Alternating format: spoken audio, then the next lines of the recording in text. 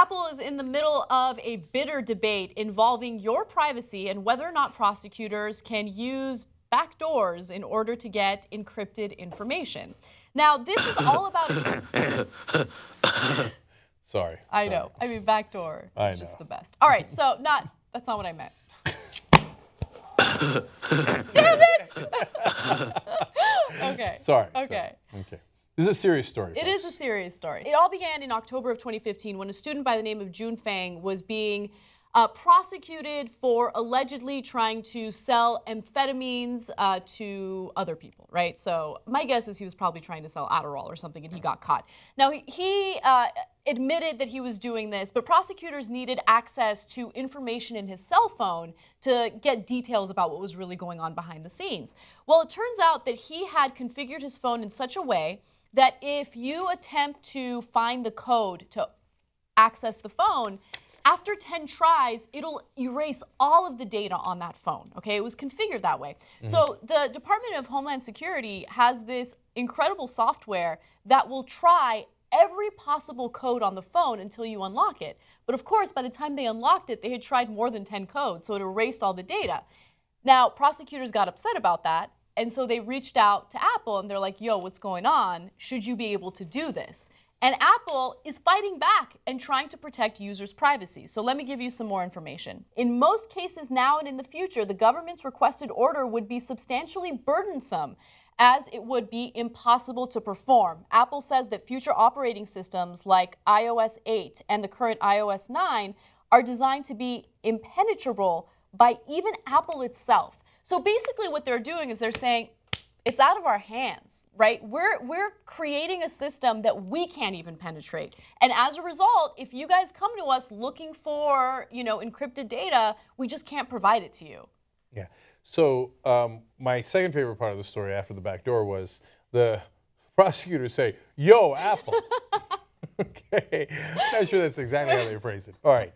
So now this is an interesting issue because on the one hand, you've got prosecutors saying, hey, listen, this guy broke the law. He eventually pled guilty. Yes. So we need information about his law breaking. Help us out. And okay, that seems pretty reasonable. On the other hand, Tim Cook in his testimony, and that's what's got revealed now, and that's why we're doing this story, the CEO of Apple, said, look, if you start having me give you this information, well, then my users can't trust me because they think anytime the government wants my information, Apple's going to give it to them. Sometimes it's justified, sometimes it's not justified. Especially if I give you a back door, well, then you can come in anytime and get the information without even asking me. So I'm not going to put a back door in, right? And so you want to play that game, I'll design it so I can't even get the information, so there's nothing you can do about it, right? And what was left unsaid, but it's also true and very relevant to Apple is, now this is the US government telling me, hey, I got a dangerous guy, you got to give me his information. Then there's the Chinese government saying, I got a guy who's dangerous to the republic or to the state, so you're going to have to give me that political dissidence information. Well, I mean, you follow the laws of the US, then do you have to follow the laws of China, Russia, Syria, right? Yep. And the list goes on and on. So I don't think it's an easy question. I don't, because in this case, the guy's selling meth or whatever he's selling, okay. Yeah. But what if he was a child rapist, a killer, something horrible? Then it becomes not easy, right? Right. But having said that, balancing out all those different factors, I think Apple's doing the right thing, saying, hey, listen, I definitely can't have you access this information anytime you want without a warrant. So I'm not going to put a back door that the government can go in. No way. But even further to say I can't even get it in the new operating systems, well, it protects us from government in general. So especially if you're a conservative and you're worried, I got to have my guns to protect me from the government. Well, you don't necessarily have to shoot them if Apple can just make sure they don't get your information in the first place. So I'm going to side with Apple here. Yeah, I side with Apple as well for all the reasons that you just mentioned. You can't have a uniform policy when you consider the fact that your product is being utilized in so many different countries, especially countries that have a more authoritarian way of doing things, right?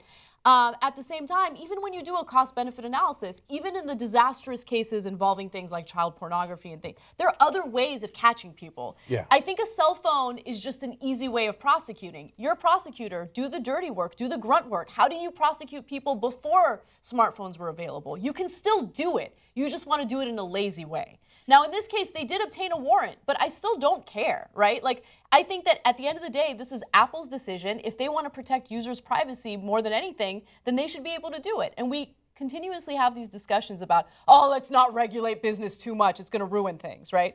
Well, I think in this case, maybe it makes sense to ensure that you don't overly regulate a company that wants to do something to protect its users. And again, conservatives should agree with that. So if in this case, it's not like you say, okay, all meth dealers, you're free to go. Right. Like Anna said, there are other ways of prosecuting them. There's a lot of other evidence.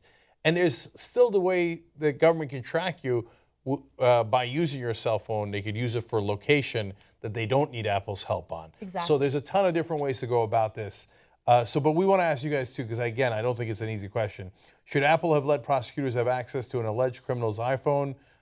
So far, 30% of you say yes. 70% say no, but there's a lot more voting to come. That's on the TYT app. So download the app by typing in TYT in the App Store. We're interested in your votes. We'll let you know what the final vote is tomorrow.